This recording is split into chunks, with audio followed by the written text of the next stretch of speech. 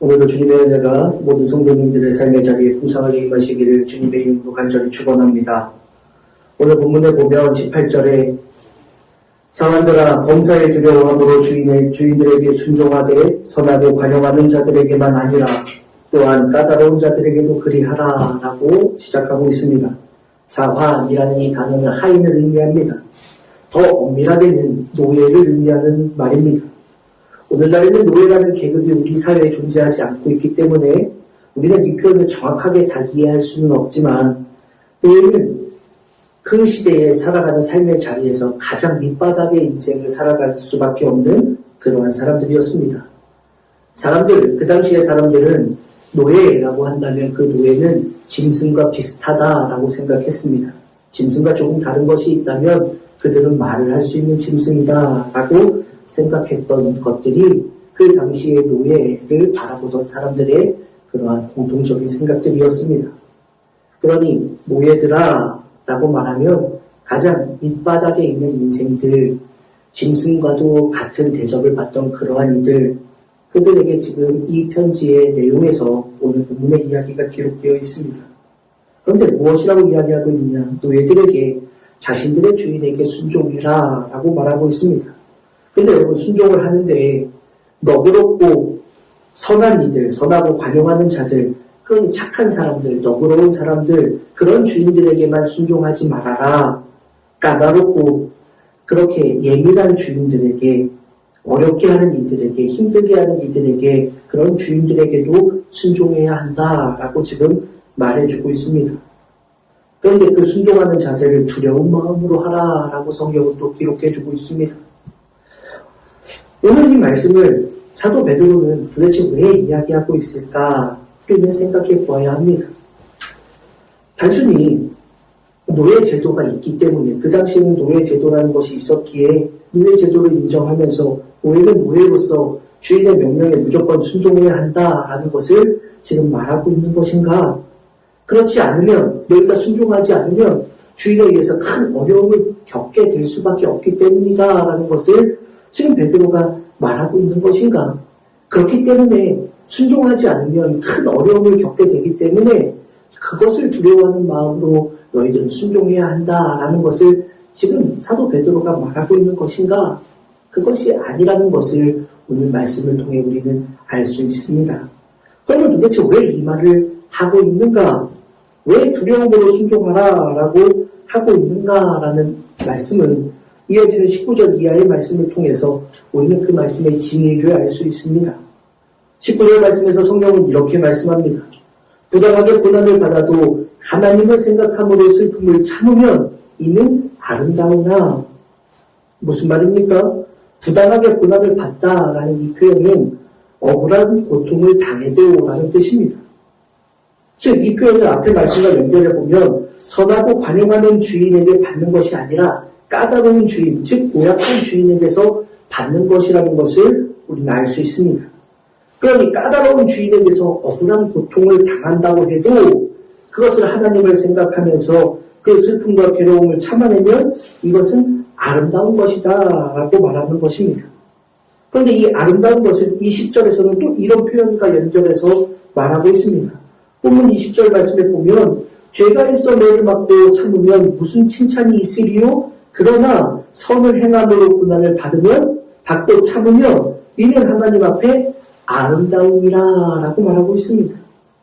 19절에서 이는 아름다우다 라고 말하고 있고 또 20절에서 이는 하나님 앞에 아름다우니라 라고 말하면서 둘은 한 가지로 하나님 앞에서 어떤 것이 아름다운 것인가 라는 것을 우리에게 말해주고 있는 것입니다.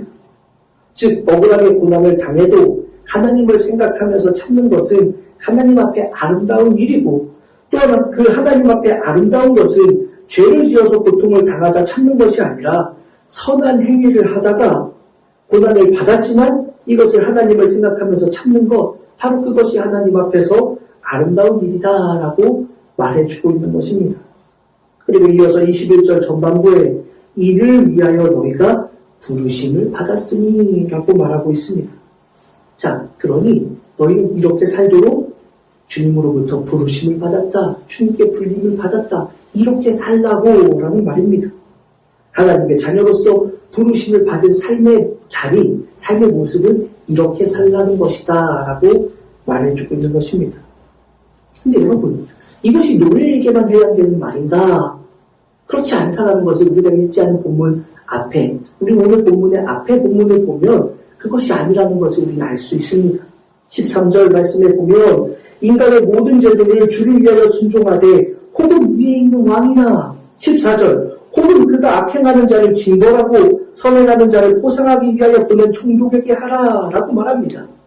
여기서 보면 왕이나 총독에게 순종하라 라는 말을 지금 하고 있습니다. 계급적으로는 차이가 있지만 오늘 본문에서 종, 노예가 주인에게 순종하라 라는 이 말씀과 동일한 말씀이라는 것을 우리는 알 수 있습니다. 비록 그들은 노예는 아니지만 그들은 자유인으로 삶을 살아가지만 왕이나 총독에게 순종하는 모습이 노예가 주인에게 순종하는 모습과 똑같은 일치하는 모습, 똑같이 순종하라 라는 모습으로 함께 연결이 되어 있는 것입니다. 여러분, 그런데 당시의 왕이라고 한다면 누구를 말합니까? 로마의 황제를 이야기하는 것입니다. 그리고 총독은 로마의 황제에 의해 식민지에 파견된 지도자를 말하는 것입니다.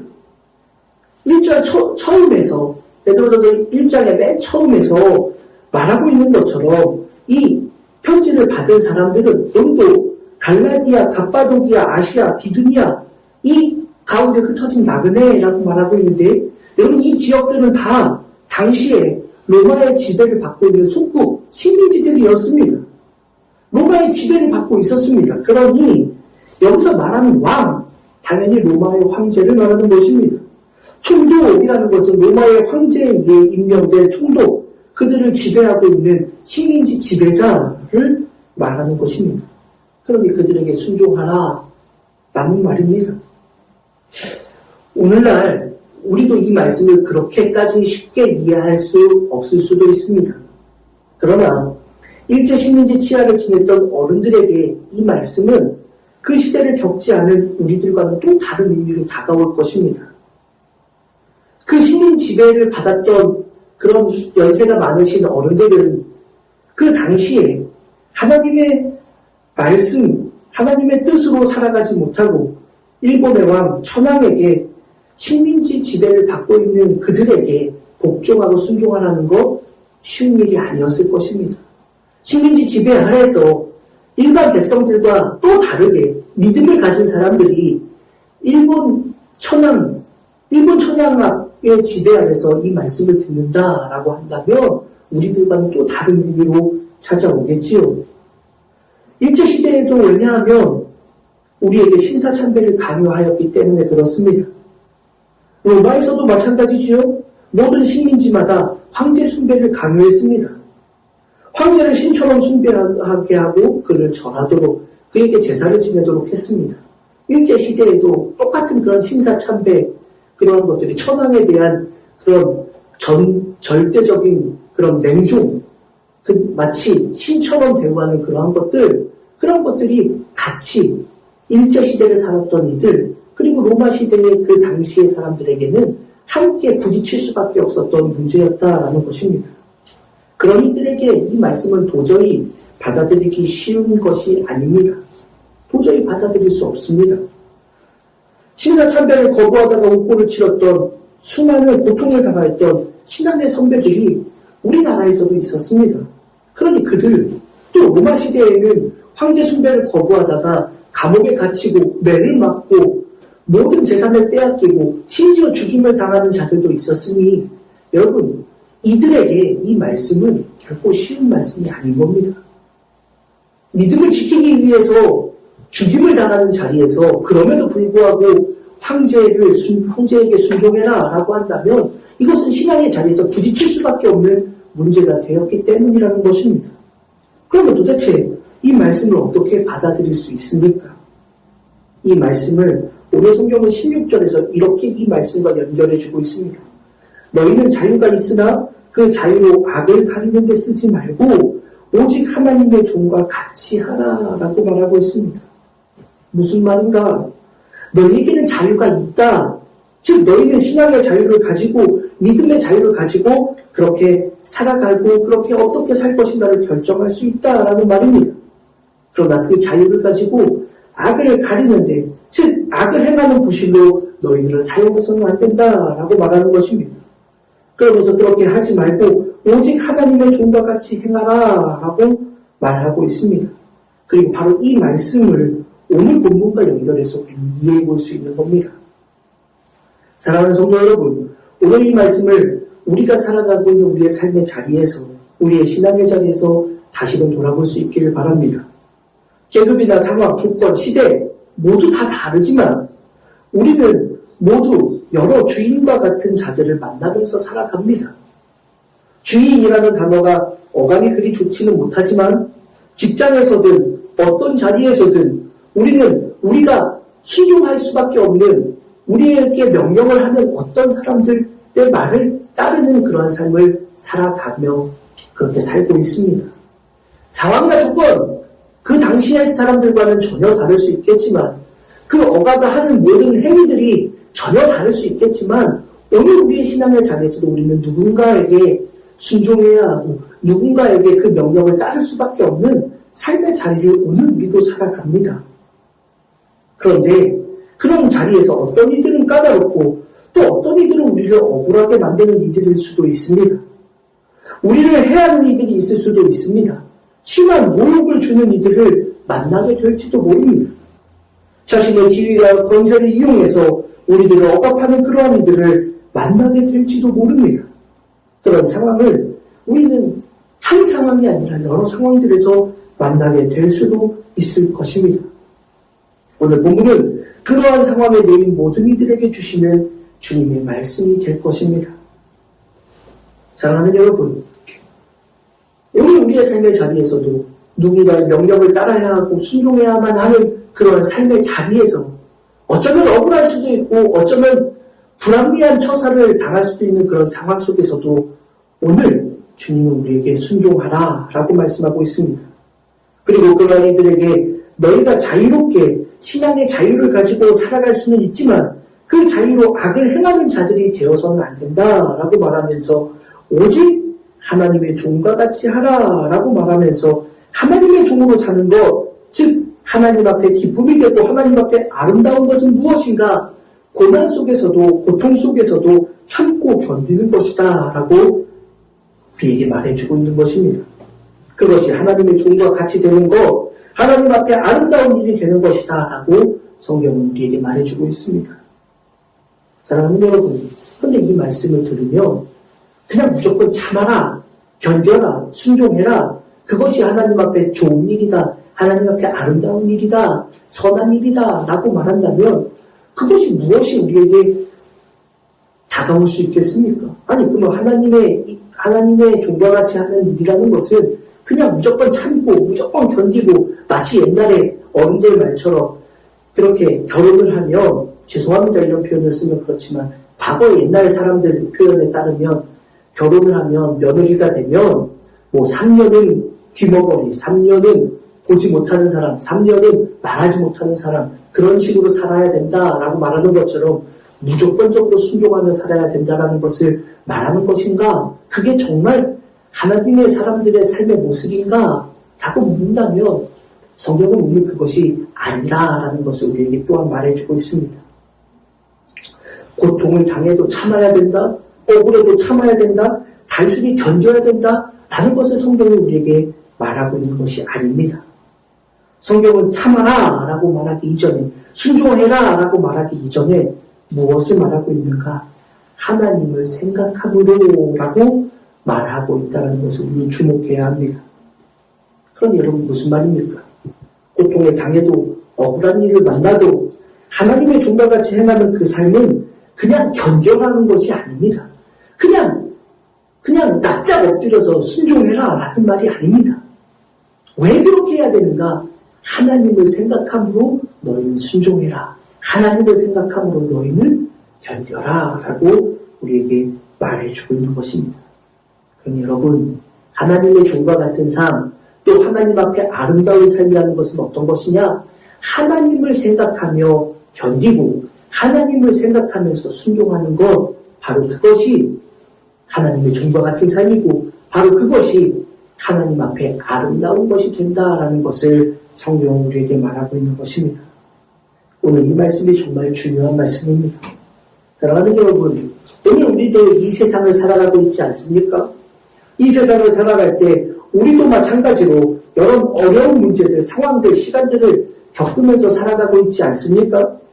그때 오늘 주신 말씀처럼 성경은 우리에게 참아야 된다, 견뎌야 된다, 순종해야 된다라고 말합니다. 그것이 하나님의 종과 같이 되는 일이라고 말합니다. 하나님 앞에 아름다운 일이 된다라고 말합니다.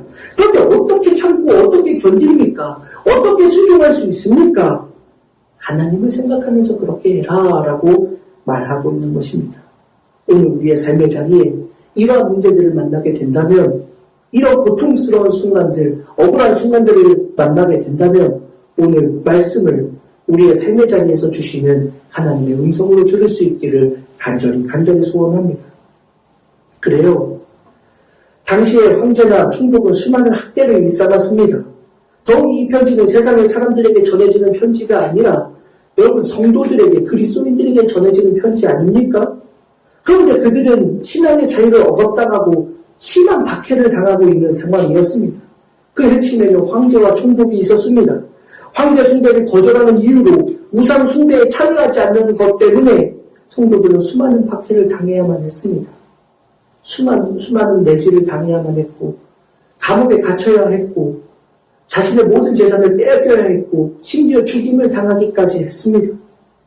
그런 상황들 속에서, 그러한 어려운 상황들 속에서 황제에게 순종해라, 주인에게 순종하라 라는 그 말은 결코 간단한 말이 아니었습니다.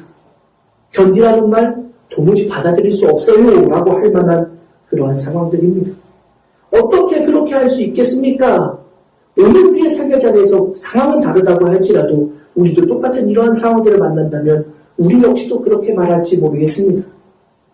그런데 이것은 단순히 사도 베드로가 성도로서 세상을 이렇게 살아가라 라고 하는 권면이 아닙니다.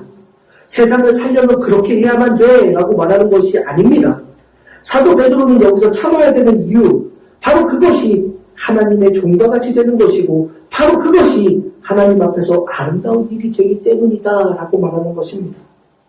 그리고 진짜 중요한 것은 그렇게 참는 것이 단순히 참는 것이 아니라, 여러분 왜 순종해야 되는가, 왜 참아야 되는가, 하나님을 생각한다면 그러해야 된다라고 우리에게 말해주고 있는 것입니다.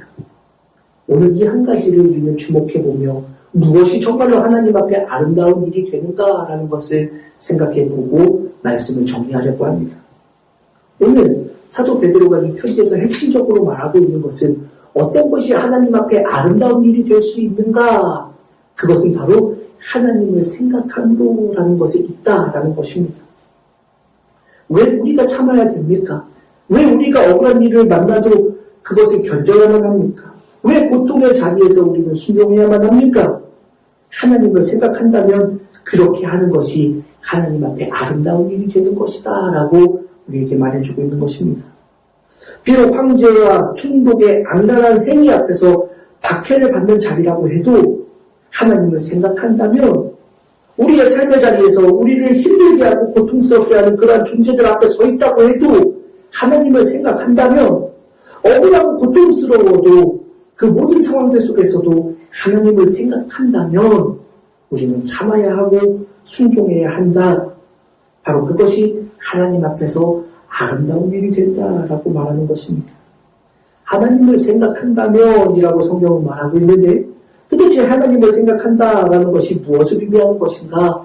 성경은 오늘 본문에서 그 하나님을 생각한다는 것이 어떠한 것인가라는 것을 우리에게 이렇게 말해주고 있습니다. 21절에 보면 이를 위하여 너희가 부르심을 받았느니라 라고 말하면서 하나님을 생각하면서 그 모든 어려움을 견뎌내도록 너희는 부르심을 받았다라고 말하면서 이어서 뭐라고 이야기하고 있느냐?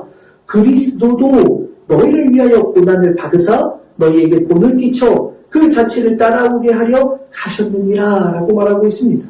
예수 그리스도께서 너희를 위하여 고난을 받으셨다. 이것은 믿는 너희에게 본이 되어 그 발자취를 따라오게 하기 위해서 그러신 것이다 라고 우리에게 말하고 있는 것입니다. 이 말씀 정말 중요합니다. 억울한 일과 상황 앞에서도 견뎌야 된다라고 말했습니다. 하나님을 생각하면서 견뎌라. 그것이 하나님 앞에서 아름다운 일이 된다. 너희는 그렇게 살아가라 라고 성도로 부르심을 받았다라고 이렇게 말했습니다. 그런데 그냥 이렇게 말하는 것이 아닙니다. 마치 군대에서처럼 시키면 해. 시키면 해야지 무슨 말이 많아. 이런 말이 아닙니다. 성도는 너희가 그렇게 해야 되는데, 그렇게 부르심을 받았는데, 그렇게 살아가려고 부르심을 받았는데, 그것은 그냥 너희만 그렇게 살라고 하신 것이 아니라 이미 예수님께서 너희에게 본을 보여주시지 않았느냐라고 이렇게 말하고 있는 것입니다. 그렇게 사는 삶 예수님께서 이미 보여주셨다라는 것입니다. 너희들이 그 길을 따라올 수 있도록 그 길이 도대체 어떠한 길인지 알지 못한다면 그 길을 이렇게 따라오라라고 이미 보여주신 게 있지 않느냐라고 성경은 우리에게 말하고 있는 것입니다. 도대체 하나님을 기쁘시게 하는 일, 하나님 앞에 아름다운 일이 어떠한 것입니까? 하나님을 생각하면서 그렇게 하나님의 종과 같이 살아간다는 것, 도대체 우리의 삶에서 어떻게 살아가는 것입니까? 우리가 어떻게 그 길을 걸어갈 수 있습니까? 라고 할 때에 이미 예수님께서 너희에게 그 길을 보여주시지 않았니? 너희에게 본보기가 되기 위해서 이미 예수님이 그 길을 걸어가셨잖아. 너희에게 그 발자취를 따라오게 하셨잖아. 라고 지금 성경은 우리에게 말해주고 있는 것입니다. 그러면서 이어지는 말씀에 말합니다. 22절 이하 말씀입니다.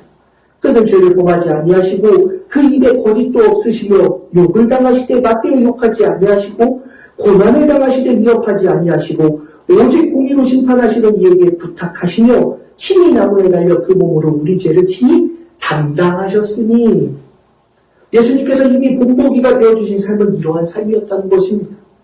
너희가 고난을 당할 때에 당하는 고통과 억울함 앞서 예수님은 이미 그 모든 것들을 스스로 감당하셨다, 다 당하셨다라고 말합니다. 그런데 여러분 우리와는 차이가 있습니다. 고통을 당하시면서도 위협하지 않고 대항하지 않았다라는 표현은 너희가 순종하라, 그 어떤 상황에서도 순종하라라는 표현과 연결해서 우리는 이해해 볼 수 있는데 차이가 있는데 그 차이는 무엇이냐? 그 몸으로 우리 죄를 친히 담당하셨으니 라는 것입니다. 즉 예수님의 고통과 순종은 우리와 분명히 다릅니다. 왜냐? 오직 우리의 죄를 친히 담당하시기 위해서 그리하셨다라는 것입니다. 오직 우리를 위해. 그래서 24절 하반부에 이는 우리를 죄에 대하여 죽고 의에 대하여 살게 하려 하심이라. 그가 채찍에 맞음으로 너희는 나음을 얻었나니 라고 말해주고 있는 것입니다. 사랑하는 성도 여러분, 오늘 이 말씀 우리가 잊지 않기를 바랍니다. 예수님이 이미 우리에게 모든 것을 보이셨습니다. 순종하는 삶이 이런 것이다라는 것을 보이셨습니다.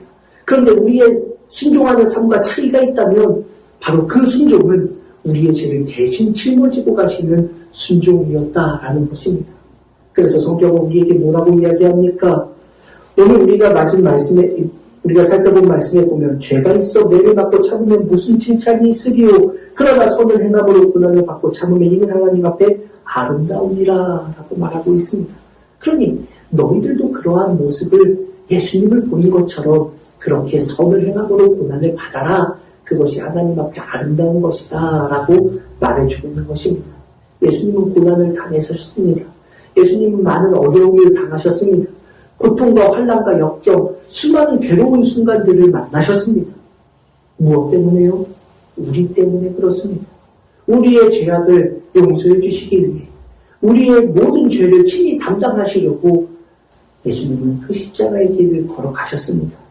그러면서 성경은 뭐라고 이야기합니까? 23절 하반부에 보면 오직 공의로 심판하시는 이에게 부탁하시며 예수님은 그러하셨다라는 것입니다. 순종합니다. 모든 것을 바라봅니다. 모든 억울한 일을 다 당합니다. 고통도 만났습니다. 십자가의 그 길, 그 고통스러운 그 길을 묵묵히 다 걸어가셨습니다. 오직 공의로 심판하시는 이에게 하나님께 모든 것을 부탁하시고 그 길을 걸으셨다라고 말하고 있습니다. 바로 그것을 오늘 성경은 우리에게 말해주고 있는 것입니다. 사랑하는 여러분, 예수님의 그 고통을 우리는 날마다 고백하며 살아가지 않습니까?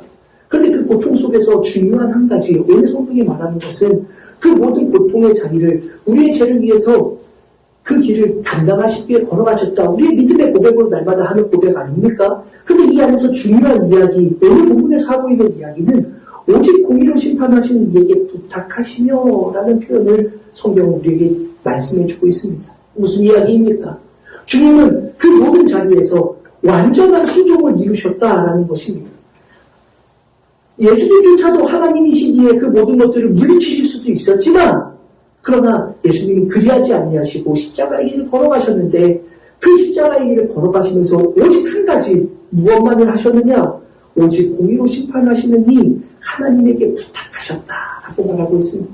바로 이 말씀은 오늘 본문에서 우리에게 하는 말씀처럼 하나님을 생각함으로 그렇게 해라, 순종해라 라고 하는 말씀과 똑같은 말씀이 되는 것입니다. 사랑하는 여러분, 주님이 보여주신 이 길, 주님이 이미 그 고통 속에서도 순종하는 것을 보여주셨던 것처럼 모든 것을 하나님 앞에 맡김으로 고통의 자리에서도 순종하는 삶, 그것을 하나님은 기뻐하시고 그것이 하나님 앞에 아름다운 일이 된다라고 성경은 우리에게 말씀하고 있는 것입니다. 단순히 권세에 복종하라 라는 말이 아닙니다. 모든 것을 할 수 있으시면서도 모든 이 악한 것들을 물리치실 수 있는 하나님의 능력이 있으신 예수님께서 그 모든 상황 속에서도 묵묵히 십자가의 길을 걸어가셨던 것은 오직 하나님께 부탁하시는, 오직 하나님만을 바라보면서 그 길을 걸으셨고 그 길은 우리의 죄를 담당하시기 위한 걸음이었다. 바로 그 걸음을 이제 너희들이 보여주신 그 발자취를 따라 걸어가야 된다 라는 것을 우리에게 말씀하고 있는 것입니다. 사랑하는 여러분, 오늘 이 말씀은 우리의 신앙의 자리, 우리의 삶의 자리, 특별히 우리가 살아가는 세상의 자리에서 이 말씀을 다시금 돌아볼 수 있기를 주님의 이름으로 간절히 축원합니다. 우리의 삶의 자리, 우리가 세상에서 살아갈 때 왜 우리라고 억울한 일 당하지 않겠습니까? 왜 우리라고 상처받을 만한 일들이 없겠습니까? 왜 낙심할 만한 일들이 없겠습니까? 그러나 그 모든 상황 속에서 하나님 앞에 모든 것을 맡기고 하나님을 생각하면서 그 모든 것들을 견디어내는 것, 바로 이것이 하나님 앞에 아름다운 일이 된다라는 것. 저도 우리 모든 성도님들이 이 말씀을 붙잡고 살아가며 이 세상 속에서 하나님을 생각하며 모든 억울한 일들, 모든 고통의 자리를 주님이 그렇게 걸어가셨던 것처럼 그 발자취를 따라 걸어갈 수 있는 믿음의 자녀들이 되시기를 주님의 이름으로 간절히 축원합니다. 기도하겠습니다. 하나님 감사합니다. 오늘 주신 말씀을 우리가 우리의 모든 삶의 자리에서 늘 바라보며 나아갈 수 있도록 인도하여 주옵소서.